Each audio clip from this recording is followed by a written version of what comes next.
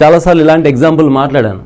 ఇప్పుడు నువ్వు బాగా రోజుకు 4 hours చదువుతున్నావు, 5 hours టీవీ చూస్తున్నావు, ఓకేనా, డైలీ ఎగ్జామ్ రాస్తున్నావు, డైలీ ప్రాక్టీస్ చేస్తున్నావు, కానీ ఎక్కువసేపు రీల్స్ చూస్తున్నావు.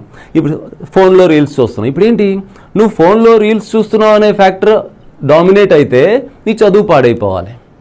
లేదా డైలీ 4 గంటలు చదువుతున్నావు అన్న ఫ్యాక్టర్ డామినేట్ అయితే నీకు మార్కులు బాగా రావాలి. ఎవడైనా థియరిటికల్గా ఈ రెండిట్లో ఏ ఫ్యాక్టర్ డామినేటో చెప్పగలుగుతాడా? ఎవరూ చెప్పలేరు.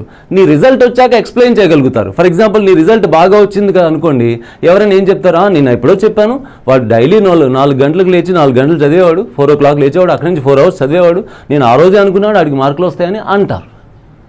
లేదు నీకు మార్కులు పోయారైతే ఫెయిల్ అయ్యావనుకో, అప్పుడు వాళ్ళే అంటారు ఏమని, ఆడు ఎప్పుడు చూసినా ఫోన్ ఆడు, నేను అప్పుడే చెప్పాను ఆడు పోతాడని అంటారు.